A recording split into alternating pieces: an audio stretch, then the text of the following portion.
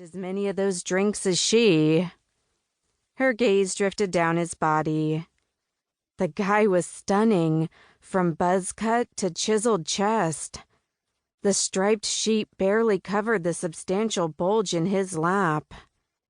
As her mind filled in the gaps hidden by the sheet, her cheeks burned.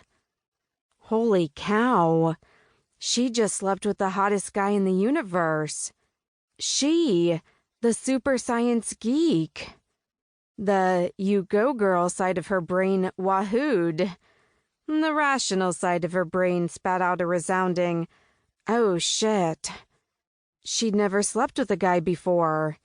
She definitely didn't do one-nighters. She'd had several major crushes and 3 awkward dates since she'd started undergrad a year and a half ago. And she'd gotten drunk at one frat rush party, but even then, she'd kept her clothes on. Other guys barely pushed her body beyond lukewarm. She remained in control, and her mind rational, which meant she talked herself out of proceeding in every case. Until Matt. One kiss, and she'd practically attacked him when he discovered her in that dark corner of the party last night. He'd been the one to put on the brakes, renew their drinks, and try to converse over the pulsating music. After 2 more plastic cups of Everclear and rich Kool-Aid, they were on the dance floor. Then in his room. And, crap, had they used protection?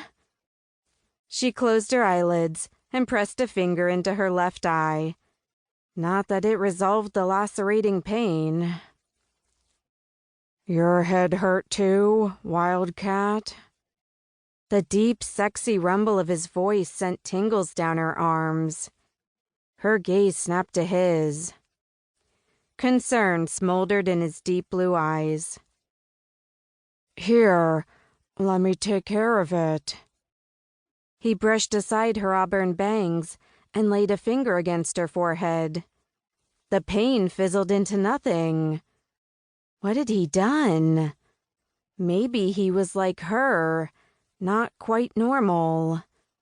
Maybe he hid a few magical abilities. She'd searched her whole life to find someone else with gifts. Someone who could tell her why she had these talents. She sifted through her memories for clues to indicate he might be different. Nothing emerged. Disappointed, she concluded he must have hit an acupuncture point or something. He rolled his wrist to view his watch. I've got a ROTC run in 30 minutes, but... His tone dripped with suggestion. I could be persuaded to miss. What's ROTC? ROTC. Almost all the guys in this frat are ROTC. Idiotic question. Of course she knew what that was. She just never considered herself a soldier groupie. What time is it? She scanned the floor for her watch, but identified only his abandoned dark t-shirt and jeans on her side of the bed, and nothing of hers. About 5:45.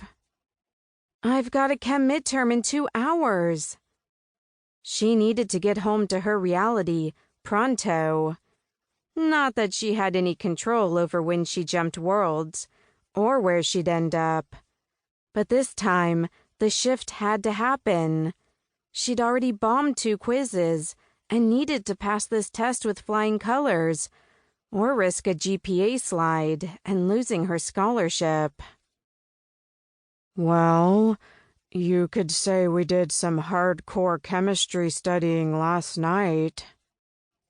He drew her tight to his chest and tucked her head beneath his chin. The heat of his body scorched her.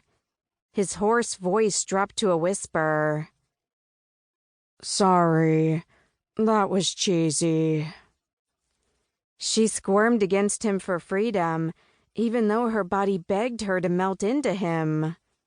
She froze when her butt hit his arousal.